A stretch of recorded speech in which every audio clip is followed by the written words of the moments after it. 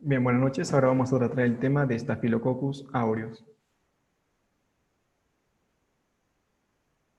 Pertenece al dominio, pertenece al dominio Bacteria, al filo Firmicutes, a la clase Bacilli, orden Bacillales, familia Staphylococcaceae, género Staphylococcus y especie aureus. Ahora, en cuanto a sus características generales, tenemos que el Staphylococcus aureus es un gran positivo. Es decir, ante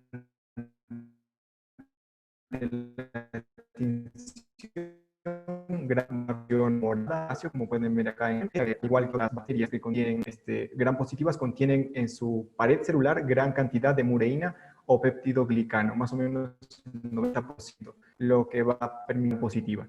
Tiene forma esférica, como pueden apreciar, de ahí es que se le da el nombre de coccus, y se presenta en racimo, como racimo de uvas, y de ahí el prefijo stafilo. Además, cuando se hace un cultivo, como pueden apreciar acá, especialmente a temperatura ambiente, va a tomar un aspecto dorado y amarillo, y de ahí que viene aureus, de oro. Entonces, Staphylococcus aureus. Stafilo en forma de racimo de uvas, coccus de forma esférica, forma de un coco más o menos, aureus el color amarillo, entonces de oro. El Staphylococcus no presenta endoesporas, tiene ausencia de endoesporas, que son un mecanismo de resistencia. Asimismo, a los Staphylococcus se les puede clasificar en catalasa positivos o catalasa negativos. En este caso, el Staphylococcus aureus va a ser un catalasa positivo. En sí, ¿cuál es la acción de la enzima catalasa? Pues la catalasa va a convertir el peróxido de hidrógeno en agua y en oxígeno. Además, es un coagulasa positivo, contiene esta enzima coagulasa. ¿Esto qué quiere decir? Pues, o ¿cuál es la acción de la coagulasa? Bueno, cuando se suspende una colonia de Staphylococcus aureus en un tubo con plasma, la coagulasa se va a unir al factor sérico y este complejo va a convertir al fibrinógeno en fibrina. Y como sabemos, eso es lo que vamos a conocer como un coágulo. Es halófilo, quiere decir que tiene preferencia o es afín a los ambientes salados. Eh, los estafilococos de manera general son ubicuos, es decir, se van a encontrar en todas partes básicamente. Sin embargo, el Staphylococcus aureus tiene preferencia por las narinas anteriores y bueno, también habita en la piel. Es el miembro de todos estos, es el miembro más virulento, el miembro más peligroso. Es también anaerobio facultativo y es inmóvil, puesto que carece de estructuras que le permitan esta motilidad, como son los flagelos. Entonces también es muy resistente a los antibióticos, como ya lo veremos, a la penicilina, a la vancomicina, entre otros. Es resistente también al calor, a la deshidratación y a los desinfectantes. Bien, ahora en cuanto a su epidemiología, el Staphylococcus aureus va a ser, o de manera general los estafilococos van a ser ubicuos, como ya los mencioné, van a encontrarse en todas las partes. Y generalmente abundan o puede generar complicaciones en una persona con una higiene deficiente y la transmisión se va a dar de persona a persona o en contacto con fomites. ¿Qué es un fomite? Pues una superficie o un objeto que ha sido contaminado previamente por una persona que ha estado infectada con esta bacteria. Los cuerpos extraños aumentan los factores de riesgo. ¿Qué quiere decir? Supongamos que tenemos una herida y dentro de esa herida hay una pequeña espina, hay una grapa. Ese cuerpo extraño va a favorecer el ambiente para que se desarrolle aún más los estafilococos y produzca de repente un cuadro más grave. En cuanto a su patogenia e inmunidad, la patología de las infecciones estafilocócicas depende de la capacidad de esta bacteria para evadir la fagocitosis. Entonces, tiene una evasión inmunológica para posteriormente generar una adhesión. Se va a adherir al hospedador y posteriormente va a destruir sus tejidos. ¿Y cómo es que lo destruye? Mediante toxinas y enzimas hidrolíticas. Pero entonces, la expresión de estos factores de virulencia se halla bajo el complejo del operón AGR. ¿Qué quiere decir AGR? Pues son siglas en inglés, que, bueno, en español quiere decir regulador del gen accesorio. Esto es un sistema de control quorum sensing que permite la expresión de estas proteínas de adhesión para generar una colonización en caso de que la densidad bacteriana sea baja, es decir, cuando la densidad bacteriana no es lo suficiente para causar una infección o una enfermedad. Y si es que esta densidad bacteriana ya es elevada, va a generar una invasión. Esta invasión va a conllevar a una destrucción tisular mediante, como ya lo mencionamos, toxinas y enzimas hidrolíticas. Ahora, ¿cuál es la regulación inmunitaria innata que va a ofrecer nuestro cuerpo? Pues esta la da mediante la apolipoproteína B. Esta apolipoproteína B, como recordaremos de bioquímica, es la principal proteína estructural de las lipoproteínas de baja y muy baja densidad. ¿Y qué es lo que va a hacer? Pues va a suprimir la señal del AGR o ARG. Entonces,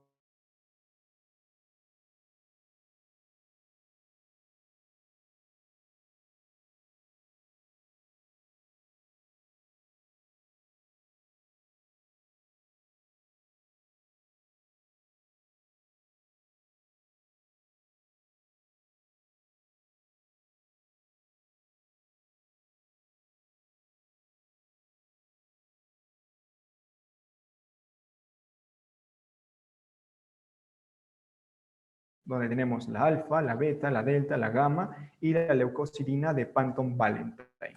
Luego tenemos las exfoliativas, que se encuentran la A y la B, las enterotoxinas de la A a la E, de la G a la X, y la toxina del síndrome del shock tóxico 1. Ahora, a ver, esta toxina exfoliativa A, las enterotoxinas y las toxinas del síndrome del shock tóxico 1 van a ser considerados superantígenos. ¿Qué quiere decir? Bueno, esto básicamente van a causar una liberación masiva de citocinas. En caso de que esta liberación masiva de citocinas se dé por macrófagos, va a liberarse interleucina 1B o el factor de necrosis tumoral alfa. Y en caso de generar la producción excesiva o masiva de citocinas por los linfocitos, se va a producir la interleucina 2 o el interferón o el factor de necrosis tumoral beta. En caso de que se libere el TNF-alfa y el beta, se va a producir una hipotensión, es decir, va a disminuir la presión arterial, lo que va a conllevar a un shock. Y en caso de que, y en caso de que se libere la interleucina 1B, se va a producir una fiebre. Bien, entonces, TNF-alfa y TNF-beta, hipotensión y shock. Interleucina 1B, fiebre. Bien. Ahora, ¿cuáles son las acciones más específicas de estas toxinas? Pues tenemos que dentro de las citolíticas, la toxina alfa va a causar, principalmente va a alterar el músculo liso de los vasos sanguíneos y también va a causar una lisis de los eritrocitos, hepatocitos, leucocitos y plaquetas. También va a causar entonces esta toxina alfa una salida de potasio y entrada de sodio y calcio, lo que va a producir a su vez una tumefacción por ósmosis y por lisis. En cuanto a la toxina beta, tiene especificidad para la esquingomielina y la lisofosfatidilcolina. También va a producir la lisis de eritrocitos, fibroblastos, leucocitos y macrófagos. La toxina delta tiene de acción tipo modo surfactante y tiene acción detergente. Y la gamma y la leucocidina de Panton-Valentine, cuando se encuentran juntas, van a favorecer o van a crear un efecto de lisis de los macrófagos neutrófilos y una hemólisis intensa. En cuanto a las toxinas exfoliativas, como su mismo nombre lo dice, exfoliar va a separar las capas, o separar capas de la piel sería su definición, tenemos la A y la B. Estas van a causar un síndrome de la piel escaldada por estafilococos, SPEE, que ya lo veremos más adelante con más detalle. Luego tenemos en las enterotoxinas, la toxina A va a causar intoxicación alimentaria, ya lo veremos también a más detalle. La toxina B va a causar colitis pseudomembranosa estafilocóquica y la C y la D se va a encontrar asociada principalmente a lácteos contaminados. Algo muy importante de estas enterotoxinas es que son termoestables, es decir, a pesar de que se hiervan los alimentos, pues estas toxinas no se van a destruir, van a seguir presentes las toxinas. y aparte van a resistir la hidrólisis por enzimas gástricas, es decir, el pH, aparte de nuestro estómago, no va a poder eliminar el efecto tóxico. Y tenemos la toxina del síndrome del shock tóxico, uno que se asocia principalmente a la menstruación, a las mujeres que menstruan y utilizan tampones y no tienen una buena higiene en cuanto al uso prolongado de estos tampones, y va a producir un shock hipovolémico, lo cual puede producir complicaciones posteriores. Bien, en cuanto a los cuadros clínicos, tenemos el síndrome de la piel escaldada por estafilococos. Como ya lo mencionamos, básicamente es una dermatitis exfoliativa ampollosa. Se caracteriza porque es un eritrema peribucal localizado, como pueden ver acá en la imagen, alrededor de la boca, y en el transcurso de los próximos 2 días puede extenderse a todo el cuerpo. Se produce un desprendimiento de la piel, lo que se va a denominar signo de Nikolsky positivo. Va a formar vesículas cutáneas, pero esas vesículas van a presentar un líquido claro, no van a contener bacterias ni macrófagos, ni células fagocitarias, y va a presentar posteriormente una descamación epitelial. Algo, digamos, no tan catastrófico de esta enfermedad es que no va a formar cicatrices, ya que la descamación epitelial, como pueden ver acá, se produce tan solo de las capas más superficiales de la piel. Y al no ser tan profunda, pues no va a producir cicatrices. En cuanto a la intoxicación alimentaria por estafilococos, más que una infección, es una intoxicación. Bueno, infección básicamente es la invasión de cuerpos extraños, patógenos, en este caso sería una invasión de Staphylococcus aureus y su reproducción. En este caso, más que eso, más que una infección, es una intoxicación, es decir, esta afectación va a estar dada por las toxinas que produce el Staphylococcus aureus, no directamente por el daño directo que puede causar esta bacteria. Va a ser causada principalmente entonces por carnes elaboradas, las cuales van a estar curadas con sal, como ya dijimos, tiene una preferencia por los ambientes salados, es halófilo. También se menciona como helados, o ensalada de papas, también se menciona en la bibliografía. En este caso, el estafilococo, el estafilococo necesita una temperatura ambiente. Entonces, un estafilococo más la temperatura ambiente va a favorecer su crecimiento y la liberación de toxinas. En este caso, esta toxina, como ya lo mencionamos, las toxinas, por ejemplo, la toxina A, que estaba asociado a las intoxicaciones alimentarias, son sumamente resistentes a las altas temperaturas. Es decir, aunque cuando vamos a hervir estos alimentos contaminados, lo único que vamos a hacer es destruir, eliminar las bacterias, los Staphylococcus aureus, más no sus toxinas. Sus toxinas ya han sido liberadas y estas toxinas son termoestables, resisten inclusive temperaturas de 100 grados por 30 minutos. Entonces, estas toxinas van a ingresar, van a afectarnos sí o sí, ya no, el hervir los alimentos no basta. ¿Qué nos va a causar? Va a causar dolor abdominal, va a causar diarreas, fiebre, náuseas o vómito y malestar general. En este caso, como ya dijimos, es una intoxicación, se causa por toxinas. No se va a recomendar el tratamiento antibiótico. Porque, ¿cuál es la acción del antibiótico? Es básicamente matar a un microorganismo. Y en este caso, como ya lo mencionamos, esta afección no se da directamente por el microorganismo. O sea, en nuestro interior no vamos a tener el estafilococo que nos está dañando, sino lo que nos está dañando ya es la toxina. Así que debemos evitar el uso de antibióticos, ya que podríamos generar una resistencia inclusive innecesaria. Ahora, tenemos el síndrome del shock tóxico. Los primeros casos que se registraron de este síndrome fueron en mujeres menstruantes, las cuales utilizaban unos tampones ultra absorbentes. Esto facilitaba el desarrollo del estafilococo. Y actualmente también se ven, pero son disminuidos los casos en mujeres que, por ejemplo, tienen usos prolongados de los tampones, puede favorecer el desarrollo de este estafilococo aureus. Tiene un crecimiento entonces esta cepa en la vagina o en las heridas. Y de aquí puede provocar una diseminación, una bacteriemia, es decir, va por el torrente sanguíneo y puede afectar a múltiples órganos más. Por ejemplo, puede causar una neumonía, una endocarditis, entre otros. va a liberar sus toxinas en la sangre entonces. ¿Y cuáles son los síntomas? La fiebre, la hipotensión, el exantema eritematoso macular difuso. Tiene una afectación multiorgánica, lo cual puede ser muy perjudicial, va a afectar al sistema digestivo, al sistema renal, al sistema circulatorio, inclusive al sistema nervioso central. En este caso, toda la piel se va a descamar, incluyendo las palmas de las manos y las palmas y las plantas de los pies. Ahora tenemos las infecciones cutáneas.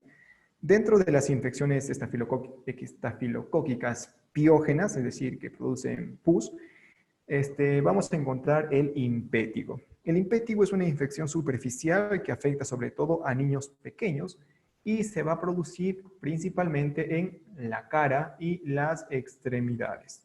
¿Cómo es la evolución de este impétigo? Pues inicialmente vamos a observar una pequeña mácula, posteriormente una póstula sobre una base eritematosa y posteriormente cuando esta póstula se va a romper se genera una costra.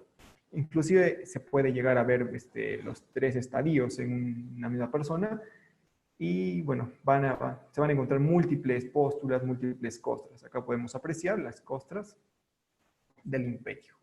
Tenemos también la foliculitis, que es una infección piógena y bueno, básicamente afecta, como su mismo nombre lo dice, a los folículos pilosos. Se va a producir una pus bajo la superficie de la epidermis, que en caso de que se dé en la base del párpado es lo que se conoce como orzuelo. Ahora, los forúnculos. Los forúnculos son una extensión básicamente de la foliculitis y son nódulos elevados, gruesos y grandes, acá lo pueden apreciar, el cual acumula tejido necrótico debajo. Bueno, esto se puede drenar, como pueden ver acá, a veces de forma espontánea o a veces es necesaria una incisión quirúrgica. Ahora, el ántrax. El ántrax aparece cuando los forúnculos van a confluir y se extienden hasta el tejido subcutáneo, más profundo. Los síntomas que va a causar van a ser escalofríos y fiebre. Ahora, una bacteremia y endocarditis. En cuanto a la bacteremia, se refiere a la infección que va a estar extendida por la sangre a partir de una infección cutánea, como por ejemplo en el síndrome de shock tóxico, se puede introducir por heridas vaginales o heridas otras superficiales y puede llegar al torrente sanguíneo. Una vez que llega al torrente sanguíneo, pues estas bacterias se van a volver muy perjudiciales, puesto que se van a empezar a diseminar. O también esta bacteremia se puede dar por el uso de material quirúrgico contaminado, como por ejemplo un catéter infectado. Un catéter infectado puede causar entonces una bacteremia, y estas bacterias se van a diseminar a otros órganos, van a seguir afectando. En este caso, bueno, la endocarditis. La endocarditis tiene una tasa de mortalidad elevada, tiene una tasa de mortalidad del 50%. Inicialmente, la enfermedad va a empezar con síntomas de tipo gripal y cuando ya esta enfermedad se agrava, tiene alteración del gasto cardíaco e inclusive embolizaciones. Algo también muy importante que ha venido en exámenes de medicina son que en pacientes adictos a drogas por vía parenteral, esta enfermedad va a afectarles, pero principalmente a las válvulas cardíacas derechas. Entonces, ¿cuál es la que va a afectar? Principalmente la válvula tricúspide. Entonces, en los pacientes que se drogan por vía parenteral, la que se va a encontrar afectada es la válvula tricúspide por Staphylococcus aureus. En cuanto a la neumonía entonces se va a producir por una diseminación hematógena, al igual que una endocarditis, es decir, las bacterias van a entrar al torrente sanguíneo, o una aspiración de secreciones bucales de una persona que está infectada. En un examen radiológico vamos a ver que presenta infiltrados parcheados con consolidación de abscesos debido a la secreción de toxinas. Un cuadro ya más grave va a ser la neumonía necrosante con hemoptisis masiva y shock séptico. Esto va a tener una elevada mortalidad. Y bueno, esta enfermedad principalmente, a pesar de que se les ha asociado más con niños y adultos jóvenes, no se limita a estos rangos de edad. La osteomielitis. La osteomielitis es una afectación ósea, una diseminación hematógena en el hueso. Por la sangre viaja la bacteria hasta llegar al hueso. Hay una diferencia clara entre los niños y los adultos. En los niños se va a producir esta osteomielitis en la metáfisis de los huesos, puesto que esta es una zona muy rica en irrigación. Y los síntomas iniciales van a ser dolor de inicio brusco y posterior fiebre. Y en cuanto a los adultos, se va a producir una osteomielitis vertebral, donde se produce un intenso dolor en la espalda y una fiebre. Ahora, en cuanto a su tratamiento y prevención, los estafilococos han presentado una rápida resistencia a los antibióticos después de la introducción de la penicilina, ¿no? Después de que les empezó a tratar con la penicilina. Y en la actualidad, una porción inferior al 10% son sensibles a este medicamento. Es decir, el 90% ya ya han presentado esta resistencia a la penicilina. ¿Y esto por qué se logra? Por la penicilasa, la beta-lactamasa específica para penicilina. Esto es lo que le da la resistencia a la penicilina. ¿Cómo es que logra esta resistencia? Pues él hidroliza básicamente el anillo beta-lactámico de la penicilina.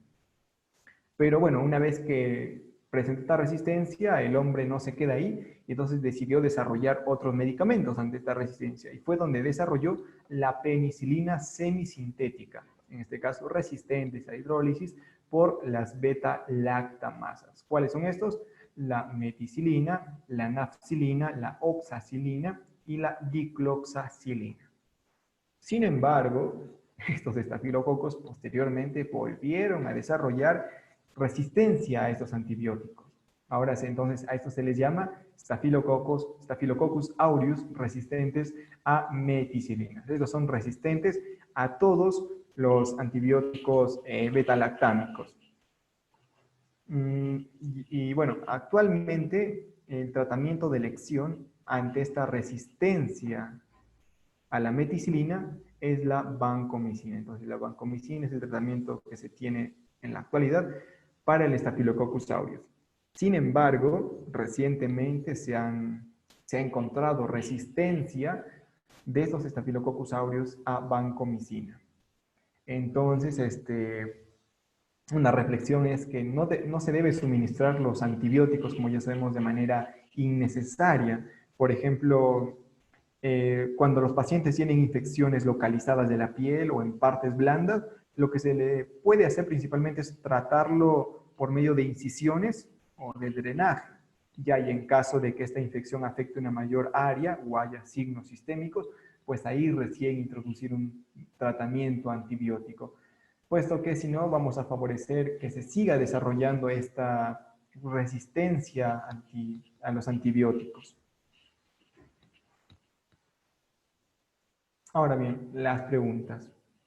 ¿Cuál es el agente infeccioso causante de endocarditis en usuarios de drogas parenterales?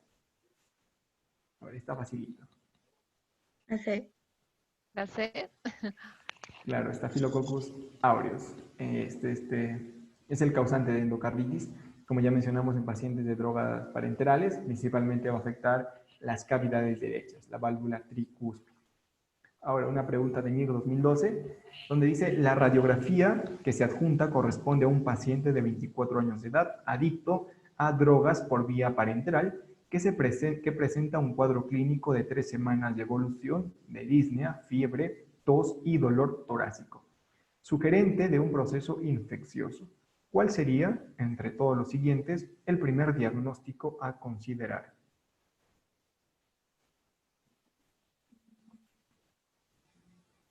Bueno, en este caso, 3.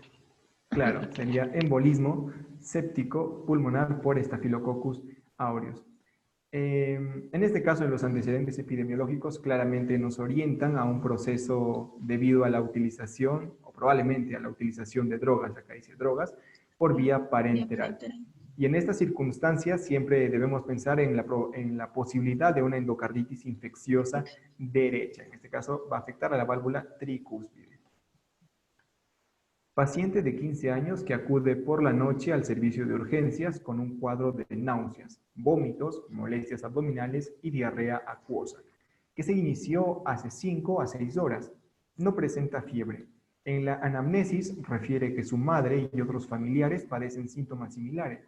Todos los afectados comieron durante una excursión ensaladilla con mayonesa y hamburguesa de pollo. ¿Cuál es el agente etiológico más probable de la infección?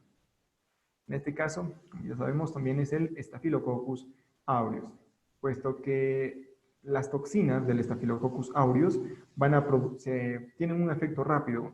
La literatura nos menciona que es de 4 horas, pero acá en el ejemplo nos da de 5 a 6 horas, lo cual también es un tiempo bastante rápido del inicio de las molestias. Y esto básicamente, el Staphylococcus aureus es el responsable de estas tóxico-infecciones alimentarias tan precoces.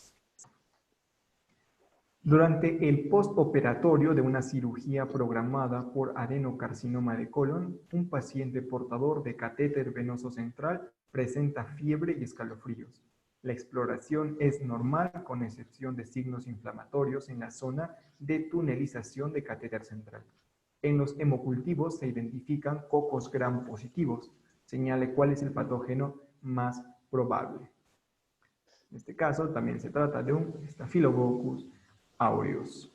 Entonces se trata de una bacteremia que está asociada a un catéter con tunelitis. Acá tenemos la zona de tunelización entonces, del catéter central. Básicamente la causa más frecuente de estas bacterias asociadas a los catéteres son los estafilococos. En este caso sería el Staphylococcus aureus. Además tenemos acá la otra pista, cocos gram positivos. Gracias. ¿Alguna